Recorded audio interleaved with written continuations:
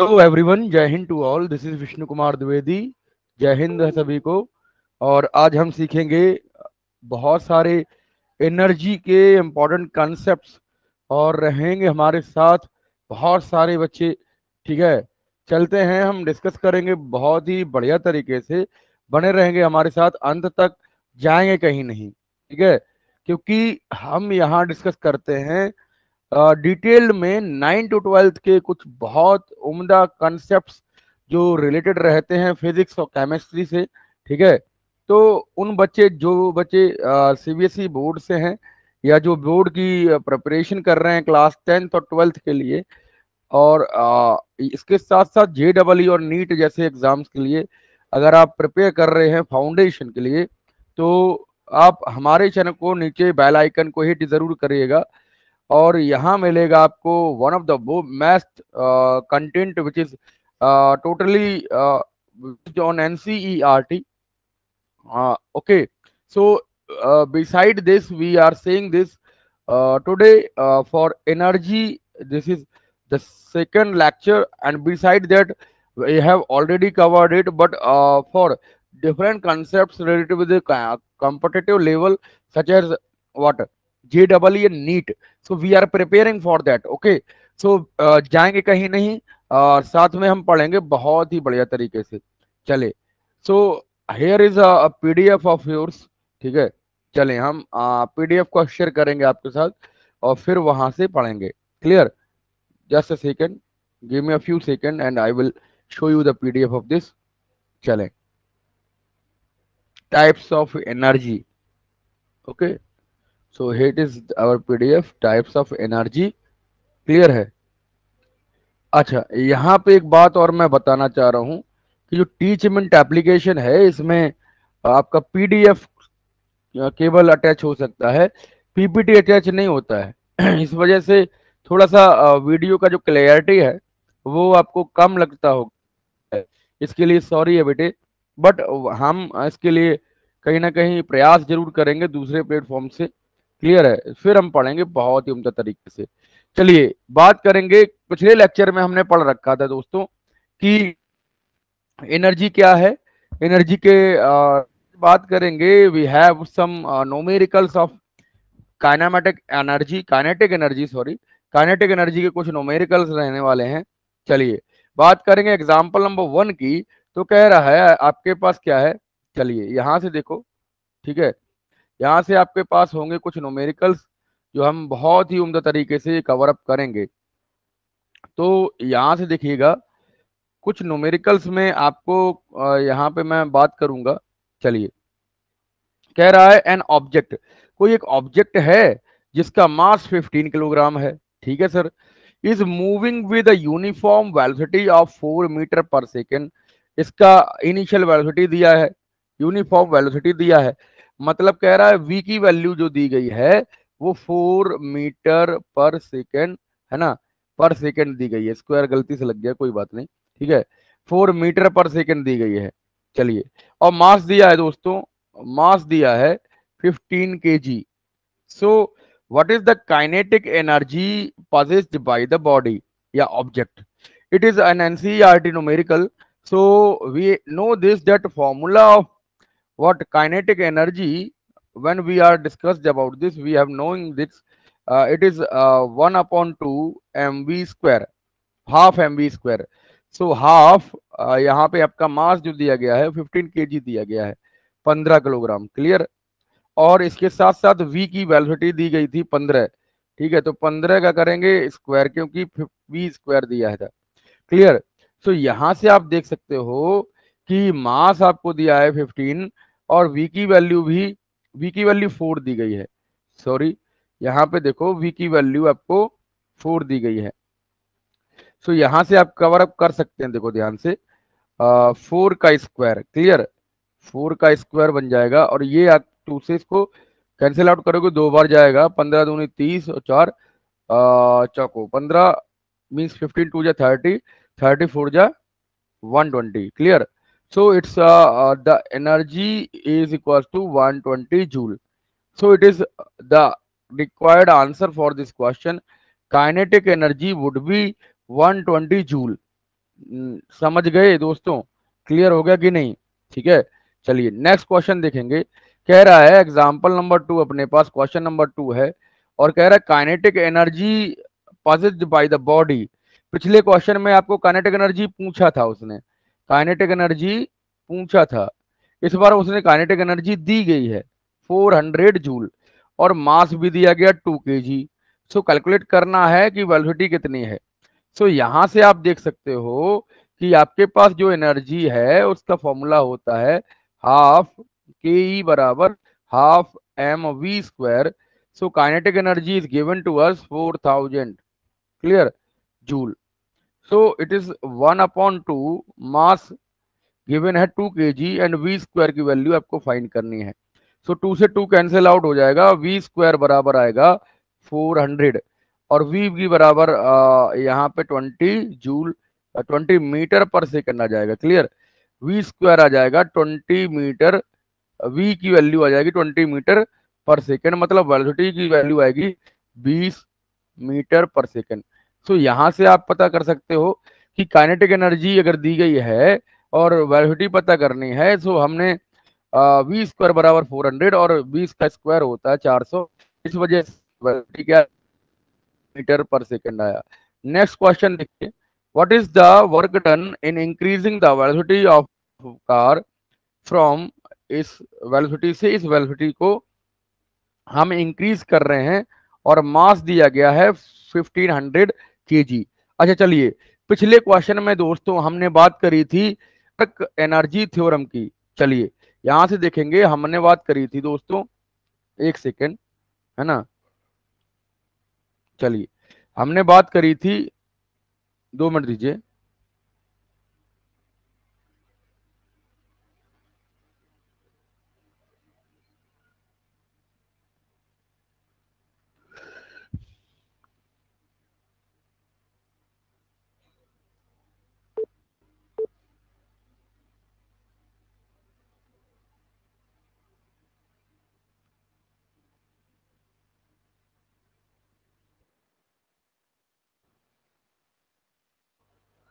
हमने बात करी थी बेटे वर्क एनर्जी थ्योरम की।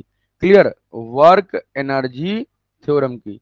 सो वहां पे हमने फॉर्मूला लिया था के ई बराबर होता है मीन्स वर्क डन बराबर होता है, यहाँ पे आप समझ सकते हो के ई भी लिख सकते हैं और वर्क डन भी लिख सकते हैं। तो यहाँ पे हमने बात करी थी कि वर्क डन बराबर क्या होता है, वर्क डन बराबर होता है काइनेटिक एनर्जी की थ्योरम में half M into V square minus U square. Clear, final energy को, काइनेटिक एनर्जी को, इनिशियल काइनेटिक एनर्जी को, दोनों को घटा देंगे तो हमारे पास क्या बचेगा बेटे, हमारे पास जो रिक्वायर्ड इक्वेशन आएगी half v square minus u square. So it is the required equation, required formula for work energy theorem. So it's a required formula which will be means what we can say, which will be used in this question. Clear. अब एक और बात यहाँ पे देखो, यहाँ पे आपके पास जो मास दिया है वो क्या, और है वो आपकी मीटर पर सेकंड में होंगी। और इसके साथ साथ आप अगर देखिए काइनेटिक एनर्जी को, सॉरी यहाँ पे आप देखिए वेलोसिटीज आपको गिवन है, ठीक है, और यहाँ पे आप कर सकते हो इस क्वेश्चन को। चलिए बात करेंगे, देखो ध्यान से बात करेंगे कि यहाँ से आप किस तरीके से बना सकते हो इस क्वेश्चन को। ठीक है, इस क्वेश्चन को बनाने के लिए आपको क्या करना होगा, half M V square minus U square formula लेना होगा। ठीक है, minus U square. Question number यहाँ पे देखिए 4, if mass of object is doubled tripled keeping its velocity constant, what would be the change in its kinetic energy. So we can say, जब हम kinetic energy तब निकालें जब उसका मास, अगर हम क्या कर रहे हैं, ट्रिपल कर रहे हैं, मास को ट्रिपल कर रहे हैं, मास को 3 गुना कर दे रहे हैं, एम से 3m हो रहा है मास। क्लियर, मास क्या हो रहा है, एम से 3m हो रहा है। सो यहाँ पे आप देख सकते हो कि यहाँ पे जो मास है, पहले केस में हाफ एम बी स्क्वायर होगा काइनेटिक एनर्जी, और दूसरे केस में इसको इक्वेट करेंगे दूसरे केस से के लिए, तो यहाँ पे हो जाएगा 3mv², है ना, ये आ जाएगा 3mv²। तो यहाँ पे इस वाले 3 को अगर हम यहाँ पे इस वाले 3 को जब कंपेयर करेंगे तो ये तो काइनेटिक एनर्जी का इक्वेशन है ना, काइनेटिक एनर्जी का फॉर्मूला है। ऐसे ही यहाँ पर काइनेटिक एनर्जी का फॉर्मूला आएगा और ये 3 बढ़ जाएगा, जो 3 इसके मल्टीप्लाई में चला जाएगा। दोस्तों ये बात समझ पा रहे हैं कि नहीं, ये वाली चीज समझ रहे हैं कि नहीं? इसका जो 3 काइनेटिक एनर्जी है ना, यहाँ पे मैं दिखा सकता हूँ इसको, ये जो 3 काइनेटिक एनर्जी है, 3 इंटू काइनेटिक एनर्जी, ये 3 ये वाला 3 है, क्लियर। सो इसका जो काइनेटिक एनर्जी होगा वो ट्रिपल हो जाएगा। जब किसी मास को हम ट्रिपल करेंगे तो काइनेटिक एनर्जी भी ट्रिपल हो जाएगी। ये चीज हमने ग्रेविटेशन के चैप्टर में भी पढ़ा था कि मास को अगर हम डबल या ट्रिपल करेंगे तो उसकी काइनेटिक एनर्जी या उसका जो मींस ग्रेविटेशनल पावर है, मींस अट्रैक्शन पावर है, वो भी बढ़ जाएगा। ठीक है, ये कुछ क्वेश्चंस थे जो हमने करे यहाँ पे। ठीक है दोस्तों, चलिए बात करेंगे पोटेंशियल एनर्जी की। Potential energy is energy due to its configuration of the body and shape size, clear. तो पोटेंशियल एनर्जी का फॉर्मूला भी पढ़े थे हम, हाफ mv²। इसका काइनेटिक एनर्जी का पढ़े थे और पोटेंशियल एनर्जी का पढ़े थे दोस्तों। क्या पढ़े थे दोस्तों? mgh, है ना। Potential energy is the energy due to its configuration, shape and size. So potential energy का फॉर्मूला पढ़े थे mgh, mass into acceleration due to gravity to height.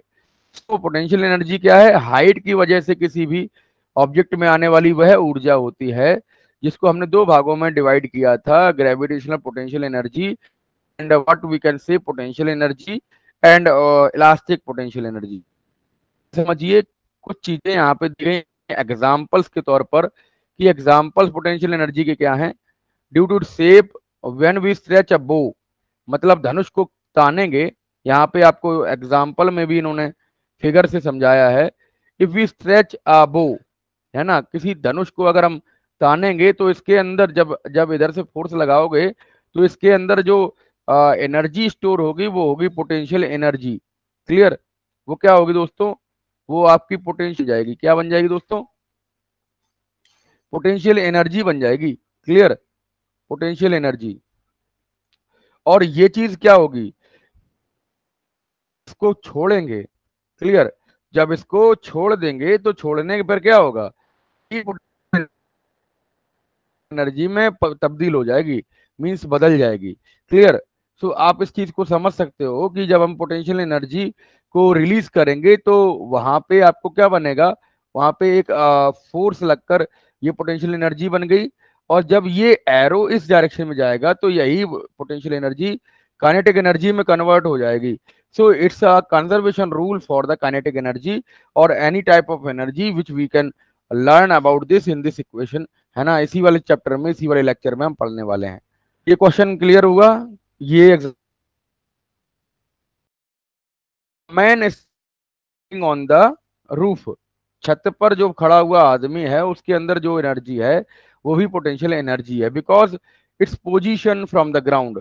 Ground से, यहां से अगर इसकी पोजीशन देखी जाए तो ये एक हाइट पे खड़ा हुआ है और इसके अंदर कुछ मास है ना, और इस पे ग्रेविटी लग रही है नीचे की तरफ mg। सो हाइट पर खड़े होने की वजह से इस पर जो वेट लग रहा है वो mg लग रहा है।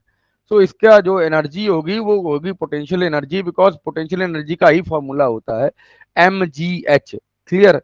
अच्छा, water stored in a dam, it is having potential energy, इसके पास भी पोटेंशियल एनर्जी होती है। और when it's release from the dam door then it is converted into kinetic energy, it will be with flow with a high stream, clear। अच्छा चलिए, potential energy of the body को with the help of diagram and with the help of derivation सीखने वाले हैं। Suppose we have a mass and it is release from the height h। एक कोई object है जिसका मास m है और वो एक हाइट h से गिर रहा है। सो इस पर एक मींस ड्यू टू ग्रेविटी इस पर एक काम करेगा फोर्स F बराबर mg, क्लियर। या फिर W इसका वेट काम करेगा mg। सो यहाँ पे आप देखिए, यहाँ पर जो फोर्स है या mg फोर्स है या वेट है, इसको भी फोर्स कहा जाता है। और वर्क डन कितना होगा इस बॉडी ने जब यहाँ से इस हाइट पर कवर किया तो इसने कितना काम किया ये निकालना है। ठीक है, we have to calculate the work done means work done by the body. So work done with the ball और with the mass m, work done का फॉर्मूला एफ इंटू एस होता है, और वर्क डन का formula जब F into S होता है, F क्या है, एफ बराबर एम जी है। सो हम क्या एम जी पुट कर देंगे, और जो डिस्प्लेसमेंट है वो एच है यहाँ पे, ये डिस्टेंस एस है ना, यही तो एच है, तो यहाँ पे हम एस की जगह एच रख देंगे। अब ये एम जी एच जो बन गया ये क्या है, ये पोटेंशियल एनर्जी ही तो है जो इस ऑब्जेक्ट में, इस मास में यहाँ पर स्टोर हुई है। Clear? so we can say W बराबर mgh, so work done of the body is equals to the potential energy. Okay, so it is the main important formula we have. Clear? बात समझ पाएगी नहीं? चलिए next question देखेंगे, next इसका concept clear करेंगे। यही चीज सुनिए, जब कई पॉइंट से ये चीज आगे की तरफ आती है तो इसकी पोटेंशियल एनर्जी ऐड ऑन हो जाती है। Work done will be add on when the potential energy is considered for many systems. So यहाँ पे W1 W2 बराबर W हो जाएगा, means all the potential energy of that system would be adding on. Clear? Add हो जाएंगी वो, समझ पा रहे कि नहीं? ठीक है, इसको हम कंजर्वेशन ऑफ जब एनर्जी का डेरिवेशन समझेंगे तब आपको बता देंगे क्लियर करके। ठीक है, अभी इसको ज्यादा जरूरी नहीं है पढ़ना। ठीक है, चलें आगे चलें, देखो ध्यान से कुछ क्वेश्चंस हैं यहाँ पे। देखो, if we are talking about, zoom कर लूं, है ना, जूम कर लें, देखें कहाँ से होता है जूम। ठीक है,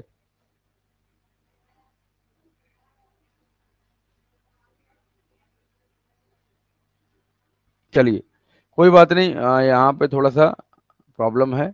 ठीक है, जूम नहीं हो पाएगा, फिर भी हम क्लियर करेंगे आपको चीजों को। कह रहा इफ द सेम बॉडी, है ना, if the same body is taken from A to D, work done is equal to mgh। अब यहाँ पे समझो, ये जो फैन है, मूविंग फैन, है ना, ये दोनों तरीके की एनर्जी रख रहा है। कैसे? क्योंकि ये एक हाइट से इस पर बंधा हुआ है, तो इसके अंदर पोटेंशियल एनर्जी भी होगी, और जब ये मोशन करेगा, घूमेगा, है ना, हवा देगा, तो इसके अंदर जो काइनेटिक एनर्जी होगी वो भी होगी। सो it's a combination of kinetic energy and potential energy. Basically it is having magnetic means mechanical energy, यांत्रिक ऊर्जा इसके पास होगी। It means that the work done of the potential energy चलिए ये कुछ चीजें थी जो हमने करी। ठीक है, अब यहाँ पे जो क्वेश्चन था इसके लिए हमने बात करी थी, sum of kinetic energy and potential energy is known as mechanical energy, M E. Clear? यांत्रिक ऊर्जा क्या है? गति ऊर्जा, गतिज ऊर्जा और जो स्थितिज ऊर्जा है उनका सम होता है। इसको हम समझ सकते हैं। काइनेटिक एनर्जी का फॉर्मूला यहाँ पे हाफ एम बी स्क्वायर है, और M G H potential energy का है, दोनों को ऐड कर देंगे तो आप जो मैकेनिकल। इसके लिए कुछ क्वेश्चंस यहाँ पे दिए हैं।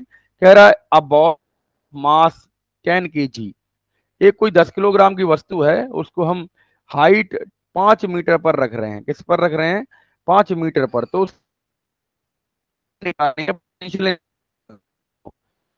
पोटेंशियल एनर्जी निकालने के लिए आपको फॉर्मूला पता है, पोटेंशियल एनर्जी बराबर होता है mass into gravity into height. So mass दिया गया, मास आपके पास है 10 kg, और जी की वैल्यू है 10। क्लियर?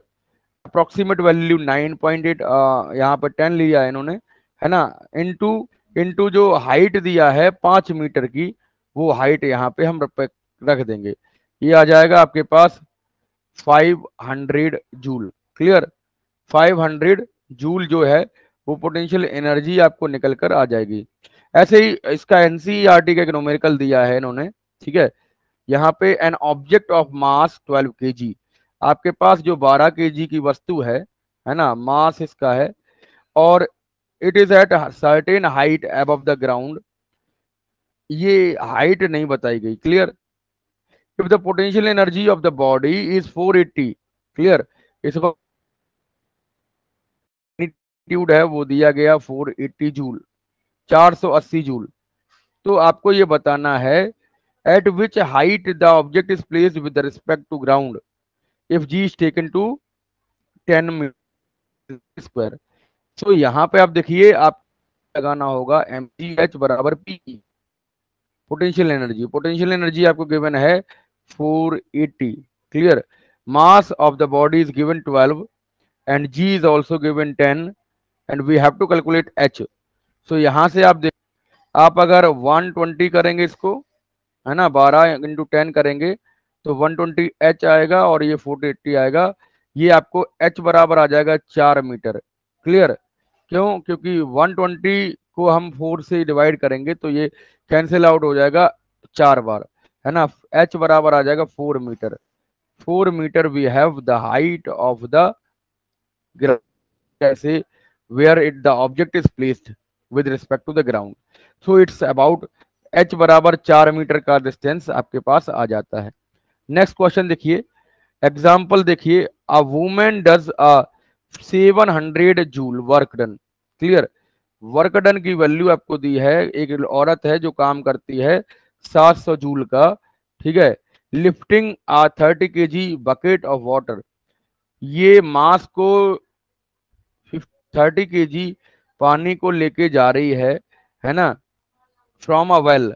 वेल से एक कुआ है बेटे, उस कुएं से ये एक बाल्टी ले जा रही है जिसमें पानी भरा है, और ये बाल्टी ऊपर आ रही है धीरे धीरे धीरे। तो ये एक हाइट अटेन करेगी। क्लियर।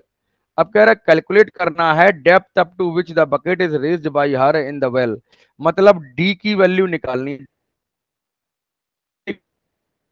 है, वो एक तरीके की हाइट ही होती है, और इस डेप्थ को आपको निकालना है। तो आप करिए क्या, आप वही फॉर्मूला लगाइए, है ना। पोटेंशियल एनर्जी बराबर होता है, पोटेंशियल एनर्जी बराबर होता है एम जी एच, और पोटेंशियल एनर्जी होता है वर्क डन के बराबर। तो डब्ल्यू की वैल्यू के जगह हम यहाँ पे रख सकते हैं, यहाँ पे आपके पास रख सकते हैं जो आपको दिया गया है, ठीक है। यहाँ पे आप कर सकते हो उस चीज को। अब देखिए, कह रहा है कि आपके पास जो वर्क डन है वो क्या है, 700 जूल है। तो 700 यहाँ रखेंगे, और आपके पास जो एम की वैल्यू है वो निकालनी नहीं है, वो आपको गिवन है 30 केजी, है ना। इसके बाद 10 की वैल्यू भी दी गई है, बात समझ रहे हो। 10 की वैल्यू भी दी गई है और हाइट को निकालना है, एच की वैल्यू निकालनी है। तो आप देखो 30 केजी और इंटू 10 करेंगे 300 आ जाएगा, 300 एच बराबर हो जाएगा 700। तो 700, ये 00 कैंसिल आउट हो जाएंगे, और यहाँ पे बचेगा 7/3। तो ये जाएगा अपने पास 3 × 2 = 6, और करीबन करीबन ये आपके पास 2.33, है ना, 2.33 के आसपास ये मीटर्स में हाइट इसकी आ जाएगी। मतलब कुएं से उस औरत ने बेटे जो बाल्टी खींची है वो करीबन करीबन 2 मीटर के से ज्यादा खींची है, 2 मीटर, 2 मीटर और 3.33 मिलीमीटर। ओके। तो यहाँ पे वो चीज उसने हाइट निकाली, एच बराबर आएगा 2.33 मीटर। क्लियर। यहाँ पे आप हाइट को देख सकते हो। ये क्वेश्चन समझ आया। So we have next topic, है ना, we have next topic, there is some energies which can be converted from one form to another, because जो एनर्जी है ना दोस्तों, वो एनर्जी हमेशा कंजर्वेशन रूल को फॉलो करती है।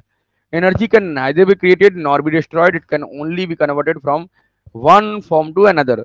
So we can say this mechanical energy, chemical energy, there are some of the energies term। Clear. अब देखो ध्यान से समझो, कुछ कुछ और एनर्जी हैं जो यहाँ पे दी गई हैं, ठीक है। Electrical energy, sound energy, solar energy, thermal energy, nuclear energy, wind energy and magnetic energy, and last is hydro energy. ठीक है, एक एक करके समझेंगे ये क्या होती हैं। चलिए शुरुआत से शुरुआत करते हैं।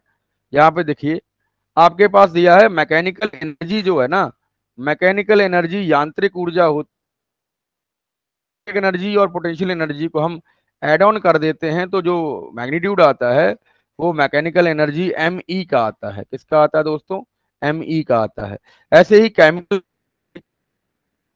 Energy is stored by the body due to its chemical reactions which are happening that. Clear? जैसे फूड है, वुड है, और भी बहुत सारी चीजें हैं जिनके पास केमिकल एनर्जी होती है। क्लियर होगी बात? चलें नेक्स्ट क्वेश्चन देखें। नेक्स्ट टाइप ऑफ एनर्जी देखें, उसमें देखो ध्यान से समझो। इलेक्ट्रिकल एनर्जी क्या है? Electrical energy is the energy which is generated by the electric current or the moving charges. So it is basically the electrical energy, the electricity what we are using our in our daily life, in our homes, in our factories, in our what daily lifestyle. So operate the different types of machines we have, AC, different types of operating devices we have. So उनको चलाने के लिए जो energy चाहिए दोस्तों, वो energy जो है वो इलेक्ट्रिसिटी होती है या इलेक्ट्रिकल एनर्जी होती है। इसके अलावा बात एनर्जी क्या है? Associated with the vibration of the molecules और the particles which are having in the sound. Clear? ऊर्जा में जो कंपन करने वाले जो पार्टिकल्स हैं, जो जो पार्टिकल्स हैं, जो छोटे छोटे कण हैं, वो जब एक सिनेरियो में पार्टिकल चलते हैं तो एक वेव बनाते हैं, है ना? अर्थ क्रस्ट क्रस्ट और वो बनाते हैं। साउंड के चैप्टर में हमने इसको बहुत अच्छे से पढ़ा है। अगर वो चैप्टर आपने नहीं देखा है तो आपको मैं डिस्क्रिप्शन में यहाँ पे लिंक दे दूंगा, वहां से आप इस चैप्टर को पढ़ सकते हो बहुत ही उम्दा तरीके से। चलिए बात करेंगे, अगर देखो ध्यान से समझो। कह रहा है साउंड एनर्जी क्या है? साउंड एनर्जी एक तरीके की वह ऊर्जा होती है जो वाइब्रेशंस ऑफ मॉलिक्यूल से बनती है। ठीक है, बात समझ रहे हैं? ठीक है। बात करें थर्मल एनर्जी की, थर्मल एनर्जी एक तरीके की ऐसी ऊर्जा होती है जो कोयले से बनती है। क्लियर? और वहां पे हीट जनरेट होती है और उसी एनर्जी से आप रेलवे इंजन चला सकते हो, आप इलेक्ट्रिसिटी जनरेट कर सकते हो, आप डेली लाइफ में उसको यूज कर सकते हो। क्लियर है? जितने भी पुराने इंजन हुआ करते थे दोस्तों, वो थर्मल एनर्जी पर ही चलते थे। अगर बात करें सोलर एनर्जी की, the energy which is related with sun energy, this is convenient source of energy, है ना? रिसोर्स एक तरीके का है जो रेडिएशन से उत्पन्न होता है और इसको हम सौर ऊर्जा कहते हैं। Nuclear energy is the energy which is related with the nuclear fusion, है ना? जब कई सारे जो है न्यूक्लियर एटम्स एक दूसरे में बम्बार्ड किए जाते हैं, टकराए जाते हैं ना, तो वहां पर जो tremendous source of energy develop होती है उसको हम कहते हैं न्यूक्लियर एनर्जी, नाभिकीय ऊर्जा। क्लियर हो गई बात? तो यहाँ पे एक और चीज है, विंड एनर्जी, मतलब पवन ऊर्जा या हवा का ऊर्जा जो है।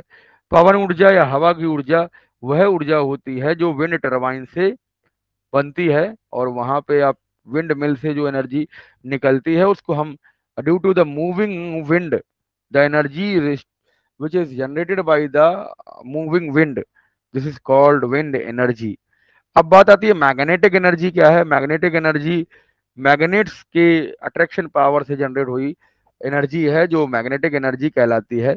अब हाइड्रो एनर्जी क्या है? The energy which is by the moving the flow of the water, it is also called hydro energy. Hydro energy is related with means generation of electricity. Hydro electric power dams होते हैं, hydro electric power points होते हैं, power plants होते हैं, वहां से जो energy develop होती है उसको हम हाइड्रो इलेक्ट्रिक एनर्जी या हाइड्रो एनर्जी भी कहते हैं, जल ऊर्जा कहते हैं। अब बात करें, ये जो एनर्जीज हैं ये बेटे कंजर्व हो जाएंगी, कन्वर्ट हो जाएंगी।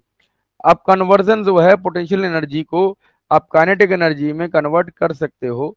जैसे एक बच्चा खड़ा है, इसने हाथ में बॉल लिया है, अब उस बॉल में जो एनर्जी है वो पोटेंशियल एनर्जी है। जब उसने उस बॉल को फोर्स लगाकर फेंका है तो वो मूविंग होने लगी, मूव होने लगी या मोशन में आ गई।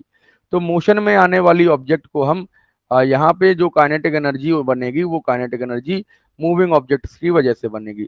सो यहाँ पे आप कह सकते हो पोटेंशियल एनर्जी कन्वर्ट हो गई मीन्स काइनेटिक एनर्जी में। क्लियर हो गई बात?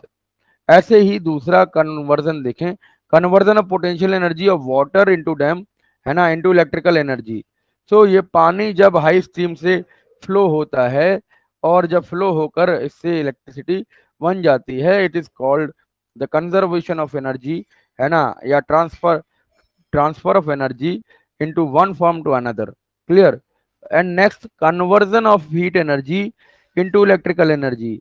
मींस जब कोयला जलता है तो उससे हीट निकलती है, और उस हीट से पानी में बॉयलर जो होते हैं, मींस आपके पावर प्लांट में जो बॉयलर होते हैं उनसे स्टीम निकलती है, और जो इतनी भारी स्टीम निकलती है दोस्तों कि वहां रखे टरबाइंस उस स्टीम से घूम जाते हैं, और उन मूविंग टरबाइंस से बनती है energy. Electrical energy will be generated with using thermal power plant या एनटीपीसी पावर प्लांट, है ना। हमारे दिव्यापुर में बेटे एक एनटीपीसी पावर प्लांट है, जहाँ पे पाता में है ये। क्लियर? और यहाँ पे पावर इलेक्ट्रिसिटी जनरेट हुई होती है। बात समझ रहे हैं? औरैया डिस्ट्रिक्ट में पावर प्लांट होता है दोस्तों, पाता पावर प्लांट है, गेल दिव्यापुर एनटीपीसी है। चले बात करेंगे दोस्तों, है ना, दूसरे चीजों की। तो कन्वर्जन ऑफ एनर्जी में कुछ एनर्जी का कन्वर्जन यहाँ पे भी है। इलेक्ट्रिकल एनर्जी को हम फैन के सहारे विंड एनर्जी में कन्वर्ट कर रहे हैं। इलेक्ट्रिकल एनर्जी के अलावा सीएफएल, सीएफएल का फुल फॉर्म होता है, यहाँ पे मैं लिखे दे रहा हूँ, सीएफएल का फुल फॉर्म होता है compact fluorescent lamp. Compact fluorescent lamp ये एक तरीके की एनर्जी को कम करने के लिए एक ऑपरेटिंग डिवाइस है, जिसको बल्ब हम कहते हैं। ये एक तरीके का, इसके अंदर बेटे माइक मींस मींस मरकरी ऑक्साइड भरा होता है, जो वाइट वाइट रोशनी देता है ना। इसके अंदर बहुत सारी चीजें होती हैं। कॉम्पैक्ट फ्लोरोसेंट लैंप, जलने वाला एक कॉम्पैक्ट फ्लोरोसेंट लैंप होता है, और ये as compare to filament bulb energy कम लेता है ना। इसकी वाइट रोशनी किसकी वजह से होती है? मरकरी ऑक्साइड की वजह से होती है, जो वाइट दिखती है। इसके अलावा बात करें, रूम हीटर जो है वो इलेक्ट्रिकल एनर्जी को किस में कन्वर्ट करता है? यहाँ पे हीट एनर्जी में कन्वर्ट करता है। अब बात करें सोलर पैनल की। सोलर पैनल एक तरीके का ऐसा पैनल होता है जो सोलर एनर्जी को, है ना, इलेक्ट्रिकल एनर्जी में बदल देता है। It is the conservation of energy. Okay, जैसे एक सेल है, सेल के अंदर कौन सी एनर्जी होगी बेटे? केमिकल एनर्जी होगी इसके अंदर, और यही केमिकल एनर्जी से आप मोटर या कुछ और डिवाइसेस चला सकते हो। तो इसमें जो स्मॉल अमाउंट ऑफ चार्जेस है या केमिकल एनर्जी है वो इलेक्ट्रिसिटी में कन्वर्ट हो जाती है। सो यहाँ पे कन्वर्जन ऑफ जो एनर्जीज हैं वो हमने सीखे। क्लियर है? चलिए नेक्स्ट जो आपका टॉपिक रहेगा वो बेटे रहेगा law of conservation of energy. इसके पहले हम कुछ आपको एक क्वेश्चन देंगे, है ना। यहाँ पे आपको एक क्वेश्चन समझना होगा, इस क्वेश्चन का आंसर मैं अगले लेक्चर में दे दूंगा आपको। बताइए, यहाँ पर हम बात करें लाइट, है ना, यहाँ पे एलईडी का फुल फॉर्म क्या होगा? यहाँ पे जो सोलर पैनल हैं उसमें एक नेक्स्ट क्वेश्चन है, इसमें कौन सी सेल्स का इस्तेमाल किया जाता है ना, ये आपको क्वेश्चन बताने हैं। एलईडी का फुल फॉर्म क्या है, and why the LED is better than the CFL.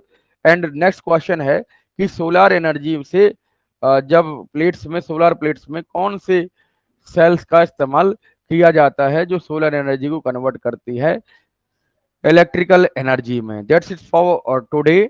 We will meet in the next lecture. Till then, take care. Bye bye and Jai Hind to all. Do not forget to subscribe us, share with your friends, and like, comment in the section. Okay. Take care. Jai Hind. Bye bye.